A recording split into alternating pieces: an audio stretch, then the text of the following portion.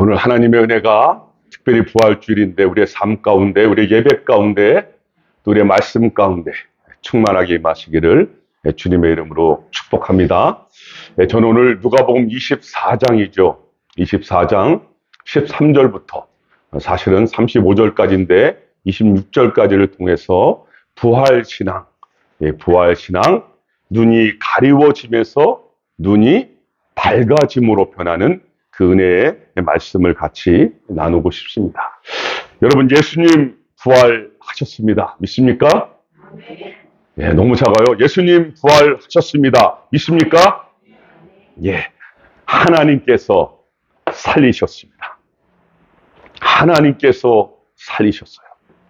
여러분, 이 부활의 감격이, 이 부활의 소망이 우리의 삶 가운데, 우리의 예배 가운데 충만하게 흘러넘치기를 다시 한번 주님의 이름으로 축복합니다. 여러분, 십자가와 부활은 사실은 떨어질래야 떨어질 수가 없지요. 한 쌍이에요. 십자가와 부활은 같이 가는 것이죠. 기독교 최고의 복음의 핵심은요, 십자가와 부활입니다. 그래서 여러분, 어딜 가더라도 십자가와 부활이 빠진 복음은 아무리 화려하고 아무리 능력이 있고 아무리 멋있어 보여도 결국은 가짜일 수밖에 없는 거죠. 그래서 우리가 해마다 이 부활주의를 지키는 이유가 거기에 있는 것입니다. 가장 중요하기 때문에. 여러분, 우리 주님은 2000년 전에 이미 부활하셨어요. 십자가를 통과하셨잖아요. 사망의 어둠의 권세를 깨뜨려 버리셨어요. 그리고 부활의 첫 열매가 되셔서 예수님을 믿고 따르는 우리에게도 새롭고 산 소망의 산길을 열어주신 줄로 믿습니다. 이게 부활절이에요. 여러분, 오늘 말씀의 새로운 삶의 주인공들을 만나러 2000년 전으로 한번 돌아가 볼 거예요. 그리고 그들을 통해서 지금의 이 시대를 살아가고 있는 우리에게 주시는 이 부활신앙의 메시지가 무엇인지를 동일하게 만나보게 되기를 원합니다. 여러분, 예수님의 십자가의 죽음, 그것은 다른 사람들은 몰라도 가장 예수님의 측근에서 따르던 제자들에게는요, 너무나 큰 충격 중에 충격이 아니었겠습니까? 왜 그럴까요? 여러분, 그들은요, 예수님과 함께 다니면서 말로 표현할 수 없는 엄청난 기적들을 한 번만 본 것이 아니라 너무나 많이 체험하며 봤기 때문에 그들에게 예수님의 십자가의 죽음은 충격일 수밖에 없는 것이죠. 어쩌다 단순히 한번 그런 기적을 체험했다면 뭐 그럴 수도 있겠지, 그러지만 그들은 너무나 많은 것을 체험했잖아요. 여러분, 지금도 그렇지만 먹고 사는 문제가 가장 언제나 큰 일이지 않습니까? 그래서 사실 나라마다 지도자들이 가장 제일 앞에 표를 들고 나오는 게 뭐예요? 경제잖아요. 나라 살리기 아닙니까? 여러분, 그렇게 경제를 잘하고 나라를 살리는 사람들은, 국민들은 지지할 수밖에 없죠. 왜요? 가장 중요한 문제니까. 여러분, 그런데 2000년 전에 그 문제가 어떻게 해결되었는지 제자들은 눈으로 체험했잖아요. 아니, 어떻게 보리떡 5개, 큰 것도 아니에요? 그 물고기 조그만 2마리. 그걸 가지고 몇 명이 먹었어요? 5,000명이 먹었잖아요. 근데 그 5,000명도 당시에는 여자하고 아이들은 숫자에 계산도 안 했단 말이에요. 그럼 여자 아이들까지 하면 무려 15,000명, 2만 명 가까이 되는 사람이 그 먹는 문제가 단순간에 그냥 한 번에 해결된 거 아닙니까? 그뿐만이 아닙니다. 그들이 먹고 나서 12강줄이나 남은 거예요. 여러분, 그런 굶주림을 해결한 것을 직접 눈으로 체험한 제자들의 눈은요, 사실은 반짝거릴 수밖에 없잖아요. 아마 지금 그렇게 직접적으로 피부에 와닿게 막 그런 거를 해결해 주는 사람이 있다면 우리의 모든 관심은 그분에게 쏠리는 것은 당연한 거 아닙니까? 여러분, 예수님은 당시에 인간이 가장 고통받고 있는 것이 무엇이죠? 질병의 문제 아닌가요? 그 중에서 우리가 가장 두려워하는 게 뭐예요? 죽음이잖아요. 그런데 그 주님이 죽은 자를 살리신 거예요. 여러분, 죽은 자가 옆에서 일어나는 거를 누가 봤어요? 제자들은 직접 봤다니까요. 여러분, 그러니 다른 질병은 말할 것도 없잖아요. 당시에 가장 고통받고 저주받은 질병이라고 말하는 문둥병, 지금은 한센병이라고 말하잖아요. 그죠? 그 한센병도요, 주님은 주님 앞에만 나오면 어떻게 됩니까? 거침없이 고침을 받는 거예요. 여러분, 그러한 모든 주님의 행하심을 가장 가까운 측근에서 바로 경험하며 체험했던 사람들이 제자들이에요. 그러니 그들의 기대가, 예수님에 대한 그들의 기대가 얼마나 컸을지는 안 봐도 뻔한 거 아닙니까? 그들은 그렇게 생각했어요. 거예요, 아마. 다 됐구나. 야, 이제 끝났다. 예수님 한 분이면 다 해결됐겠다. 이걸 가졌겠죠. 여러분, 그런데 다른 분도 아닌 그런 능력과 기적을 베푸신 예수님이 지금 어떻게 됐어요? 십자가에 달리신 거예요. 그리고 아무런 저항도 없이 그렇게 십자가에서 돌아가셨어요. 여러분, 그러니 그들은 정말이지 어안이 벙벙해졌을 것이고, 소위 요즘 말로 뭐가 왔어요? 멘붕이 오는 것은 당연한 거 아닙니까? 앞이 캄캄해져 버리는 거예요. 갑자기 무엇을 해야 할지, 어떻게 살아가야 할지 그냥 막막함 그 자체였죠. 그래서 그들은 더 이상 예루살렘에 머물 이유가 없었던 것이죠. 거길 벗어나고 싶었어요. 그 예루살렘을 떠나고 싶었죠. 예수님이 십자가에 못 박힌 그곳이 그들에겐 너무 싫지 않았겠습니까? 그 생각에서 벗어날 수가 없었던 거예요. 그래서 그들이 택한 곳이 오늘 본문에 등장하는 어디입니까? 엠마오. 우리 오늘 찬양도 불렀죠? 엠마오를 택하게 된 것이죠. 여러분, 엠마오는요, 예루살렘에서 약 7마일 정도, 그러니까 키로로 환산한다면 한 10km 정도 떨어진 곳이에요.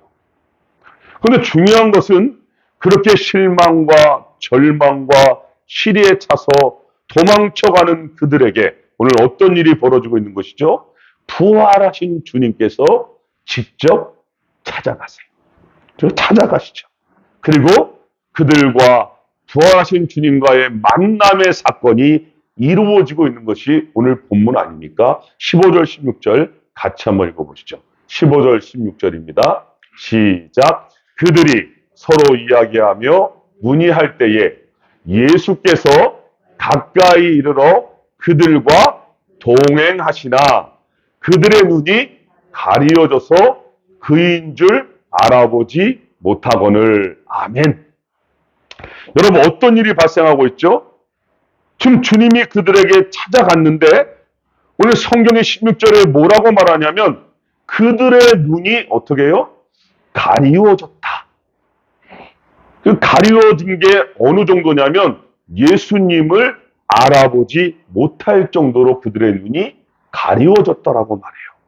여기 눈이 가려지다의 원어가 크라테오라는 동사를 쓰거든요. 크라테오. 이 크라테오라는 말은 붙잡는 거예요. 체포하는 거예요. 굳게 잡는 거예요. 결박하는 것을 말하고 있어요. 그래서 이 단어는 크라토스라고 하는 힘, 권세, 능력이라고 하는 그런 뜻에서 나온 게 바로 이 크라테오거든요.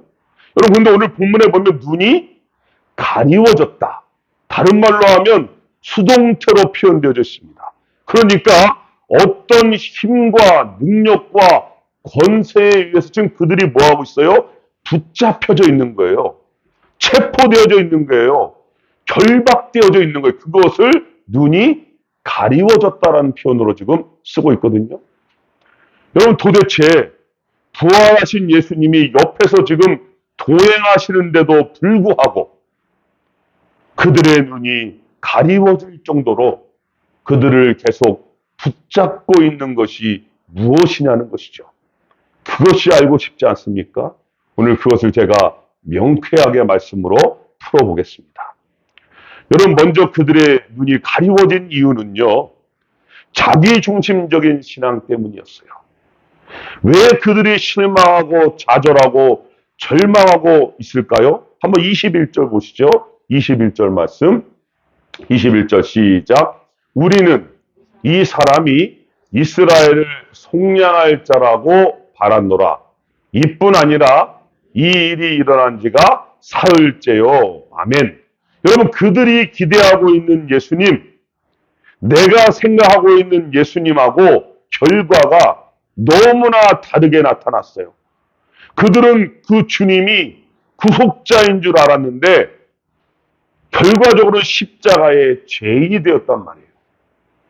정말 대단한지 알았는데 별 볼 일 없이 죽고 마신 거예요. 그러니까 그 결과를 보고 그들은 실망하고 떠나버리게 된 것이죠. 여러분, 이것은 우리에게 동일하게 이렇게 적용해 볼 수 있지 않습니까? 우리가 자녀의 대학 입학을 놓고 열심히 기도했어요. 여러분, 우리가 취업의 문제를 놓고 열심히 기도했어요. 많은 사람들이 승진을 놓고 열심히 기도했어요. 여러분, 우리가 질병의 치료를 놓고 열심히 기도를 했어요. 그런데 뜻밖의 결과들이 우리 앞에 발생하고 있는 거예요. 내가 원하는 대로, 내가 뜻하는 대로 응답되어지지 않는 거예요. 오히려 자녀는 떨어지고. 여러분, 제가 장로님 권사님의 아들인데 대학교 떨어졌다니까요. 저희 부모님이 기도를 안 했겠습니까? 여러분, 취업은 열리지 않고 승진에서 누락되고 질병이 더 악화되는 거예요. 여러분, 그렇게 다가올 때 여러분의 반응은 어떠십니까? 하나님이 살아계시다면 어떻게 이럴 수가 있냐고. 하나님이 살아계신 것이 맞습니까? 차라리 더 이상 교회 나가봐야 별 필요가 없네. 뭐하러 기도하냐고. 혹시 엠마오로 이렇게 떠나가고 있지는 않냐는 질문인 거예요. 여러분, 그렇습니다. 자기중심적인 신앙은요, 다른 게 아니에요.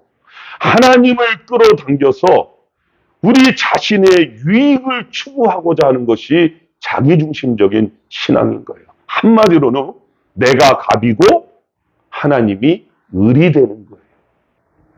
하나님은 그래서 내가 원하는 대로만 행하셔야만 하여야 된다는 것이죠.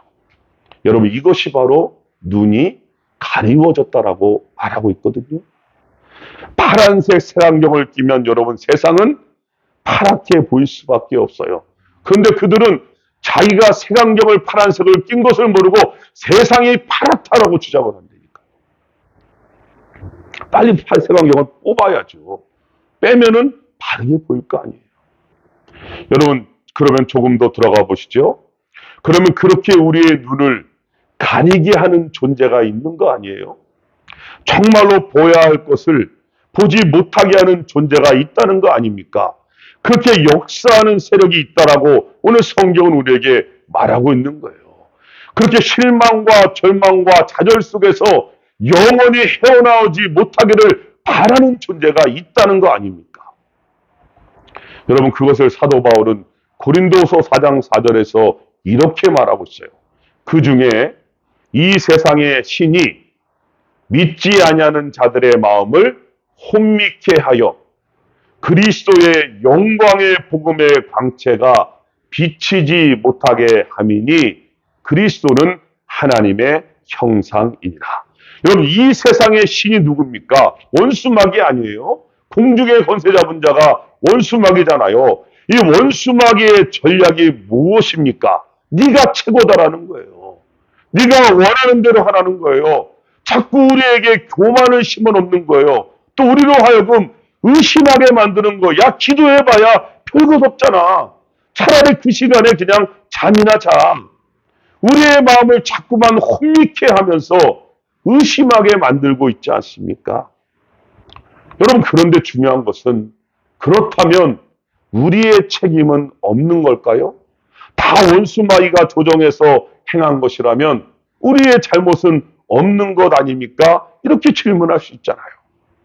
여러분, 만약에 그렇다면 그 말이 맞다면 우리는 의지력을 상실해버린 로봇에 불과한 존재가 되고 마는 거예요. 여러분, 그러나 하나님께서 우리를 만드실 때 그렇게 만들지 않으셨잖아요. 하나님은 우리로 하여금 그 그 모든 선택을 결정할 수 있는 결정권을 위임하셨어요. 그것을 우리가 조금 어려운 말로 표현한다면 우리의 자유의지라고 말할 수 있을 거예요.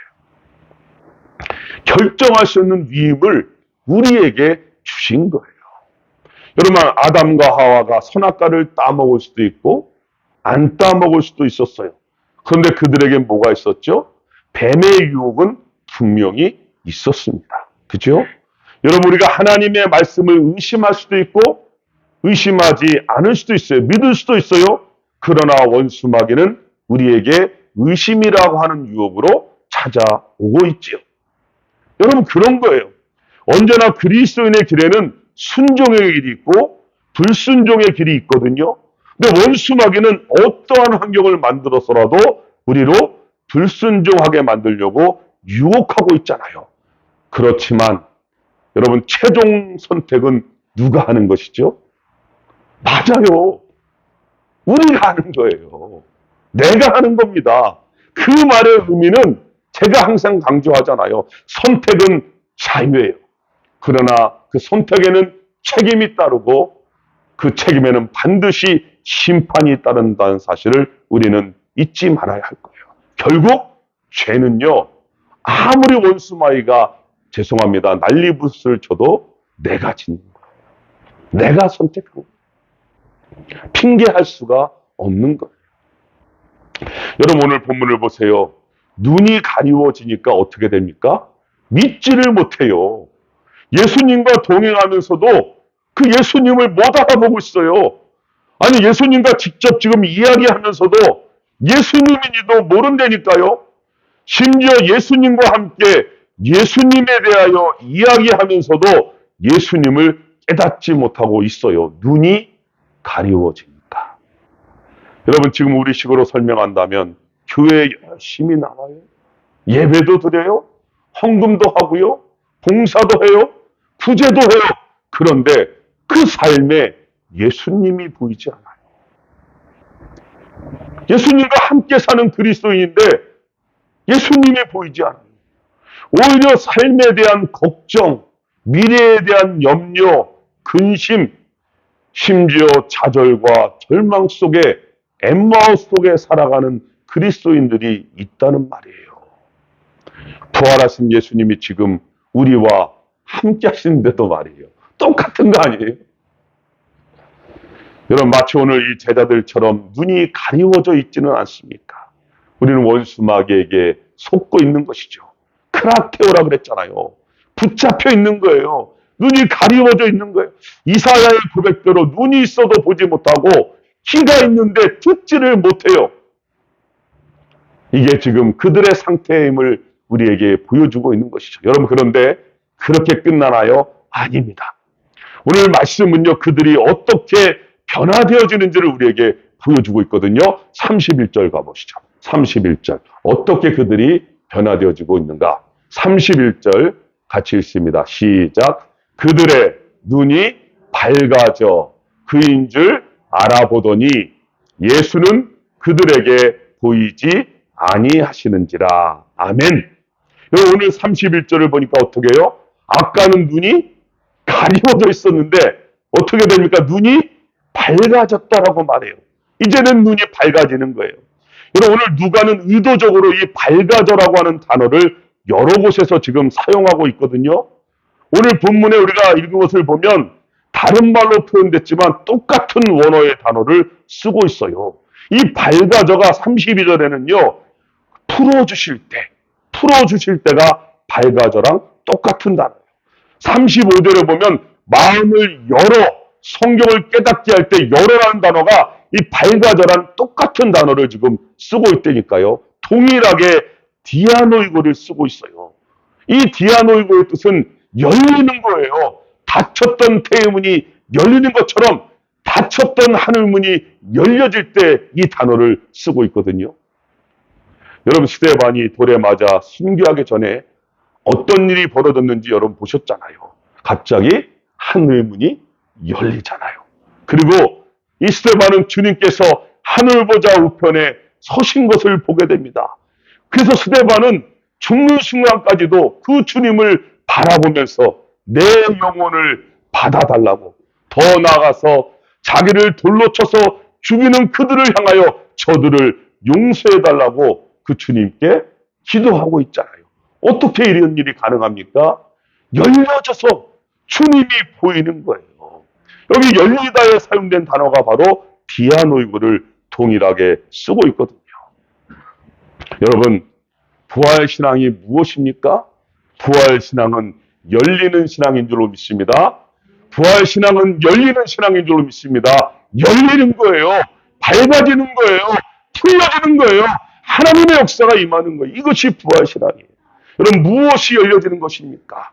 출세와 성공을 말하라고 하는 것은 아닐 거 아니에요. 우리 35절 말씀 읽어보시죠. 무엇이 열려지는가? 35절 말씀 시작. 두 사람도 길에서 된 일과 예수께서 떡을 떼심으로 자기들에게 알려지신 것을 말하더라. 아멘. 여러분, 부활신앙은요, 결국 무엇이 열려지냐면 말씀이 깨달아지는 신앙을 말하는 거예요. 똑같은 말씀인데 가려졌던 눈이 열리니까 그 말씀이 깨달아지는 거예요. 오늘 절망과 좌절과 실망과 의심에 붙잡혀서 엠마오로 가던 제자들의 그 모습이 지금 우리들의 모습이었잖아요. 그런데 부활하신 주님을 만나고 회복되니까 어떤 일이 벌어집니까? 절망이, 고통이, 의심이, 염려가 사라져 버리게 되는 것이죠. 그 안에 무엇이 생겨납니까? 기쁨이 충만해지는 거예요. 그 가슴이 뜨거워지는 거예요. 소위 불이 일어나고 있는 거예요. 불이 일어나고. 여러분, 무엇이 그들을 그렇게 만들었다고 오늘 성경이 말하고 있습니까? 그것은 다른 것이 아니라 말씀이었어요. 그 말씀이 깨달아지니까 마음이 뜨거워지더라는 거예요. 말씀이 깨달아지니까 그 마음에 불이 타오르다는 거예요. 말씀이 깨달아지니까 눈이 밝아져서 이제는 그 앞에 부활하신 예수님을 알아보게 되더라는 거예요. 스틸 문제가 있고 염려가 있고 근심이 있지만 말씀이 깨달아지니까 믿음으로 대처하게 되더라는 것입니다. 여러분, 그러니까 우리가 여기서 우리 인생의 어떠한 해답을 발견하게 되죠. 아, 그렇구나. 우리의 신앙의 결론은 말씀이구나. 말씀을 깨닫는 것이구나. 엠마오로 가던 제자들, 그 당시에 주님을 따르던 자들은 여러분 구약밖에 보지를 못했잖아요. 그 당시에 언제 신약이 나왔겠습니까? 그러니 얼마나 어려워요. 우리가 구약을 보지만 얼마나 어렵겠어요. 그래서 주님께서 자세히 구약에서 예수님에 대하여 말하고 있는 것을 그들에게 설명해 주신 거예요. 가르쳐 주신 거예요. 여러분, 그런데 지금 우리에게는요, 완성된 신약과 구약 66권이 있잖아요. 예수 그리스도를 통한 구원의 복음이 우리에게는요, 명확하게 이미 주어진 거예요. 여러분, 이런 말씀 보셨잖아요. 볼지어다 내가 문 밖에 서서 두드리노니 누구든지 내 음성을 듣고 문을 열면 내가, 우리 주님이 그에게로 들어가 그로 더불어 먹고 그는 나로 더불어 먹으리라. 여러분, 얼마나 감사해요. 그죠? 영접하는 자, 곧 그 이름을 믿는 자들에게는 하나님의 자녀가 되는 권세를 주셨느니라. 할렐루야. 이런 말씀들이 막 깨달아지시죠. 그죠? 너희가 그 은혜를 인하여 믿음으로 말미암아 구원을 받았나니 이것은 너희에게서 난 것이 아니라 하나님의 선물이라. 막 주옥 같은 말씀들이 우리에게 막 깨달음으로 다가오잖아요. 하나님이 세상을 이처럼 사랑하사 독생자를 주셨으니 이는 저를 믿는 자마다 멸망하지 않고 뭐라고요? 구원을, 영생을 얻게 하려 하심이라. 할렐루야. 이 주옥 같은 말씀들이 이미 우리에게는 깨달음으로 다가와 있잖아요. 여러분, 부활신앙은요, 그래서 말씀신앙입니다. 부활신앙은 열려지는 신앙이지만 또 하나는 말씀신앙이에요. 그 말씀은 우리로 뜨겁게 하시죠. 감격을 주시죠. 기쁨을 주시죠. 우리에게 소망을 주시죠. 우리가 어떻게 이 세상에 살아가야 하는지 나침판이 되어 주시는 줄로 믿습니다. 여러분, 이제 말씀을 맺어보죠. 여러분, 부활은 누가 말해도 그것은 신비 그 자체였죠.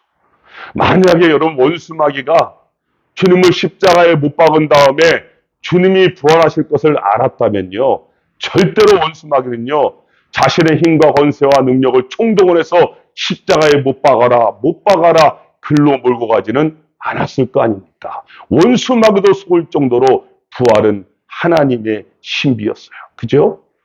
여러분, 그러나 그 부활은 바로 사망 권세, 원수마귀의 가장 강력한 진이라고 말할 수 있는 사망 권세를 깨뜨린 날이요. 이 부활은요, 우리의 가리워진 눈을 열어주신 날이요. 우리를 묶고 있는 절망, 의심, 좌절, 두려움의 크라테오를 끊어버리신 날인 줄로 믿습니다. 그렇게 우리를 말씀 중심의 삶으로 이끌어 주셨죠. 우리가 이 땅에 살아가는 존재와 이유를 이 부활이 우리에게 가르쳐 주신 것입니다. 여러분, 그렇게 일평생 부활신앙으로 말씀 중심의 삶을 살아가는 우리 모두가 되시기를 주님의 이름으로 축복합니다.